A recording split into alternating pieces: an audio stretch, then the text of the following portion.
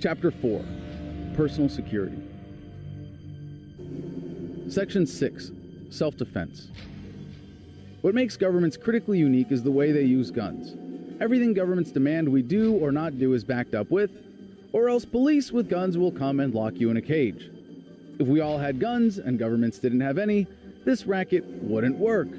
Governments have an interest in keeping us dependent on their protection rackets, but a police officer will never provide better protection than effective self-defense.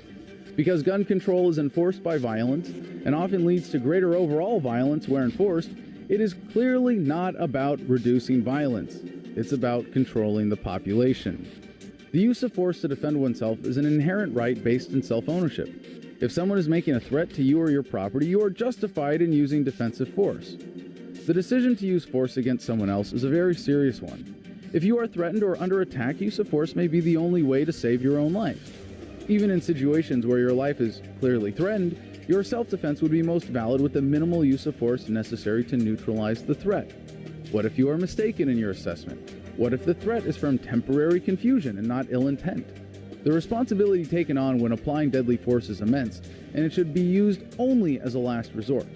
To deny someone's right of self-defense is to subject them to the tyranny of anyone who abuses them. To deny the universal right of self-defense is to deny the universal right of self-ownership. Gun ownership by nonviolent people carries an inherent threat to violent people, which violent people are willing to use violence to remove. Governments don't like their people being armed because they might revolt. Governments have used gun control whenever they want to make people more dependent, but especially when they need to tighten control over society. Some of the most vicious government atrocities ever committed were preceded by strict gun control.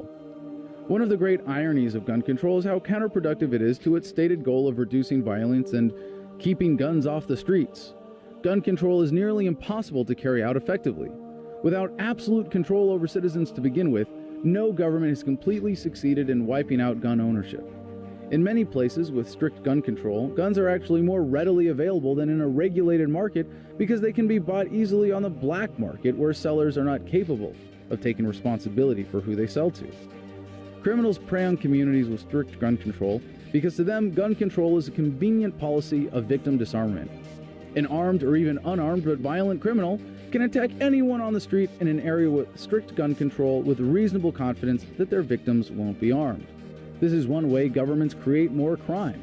More crime makes people more eager for government protection. It also creates dependency because when citizens are disarmed, cooperative solutions to address crime are much less effective. Taking away the right of self-defense has disastrous consequences. Gun control is part of a common attitude not limited to the specific technology of guns. Governments want to control the use of force. In many places, they ban common non-lethal self-defense weapons like pepper spray or tasers. If governments really wanted us to be safe, and some local police officers genuinely do, they would encourage the use of such devices as well as guns by people capable of using deadly force responsibly. Non-lethal technologies will become at least as effective as guns and eventually replace guns for self-defense purposes. No one who simply wants to defend themselves would also want the liability of deadly force if unnecessary.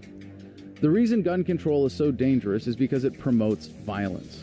There are a number of ways it does this, but more importantly, it is fundamentally violent because it requires enforcers to violate the rights of peaceful people. Calling victim disarmament laws gun control is a weak cover for what politicians are really advocating. Only government agents can have guns. Self-defense is a universal human right.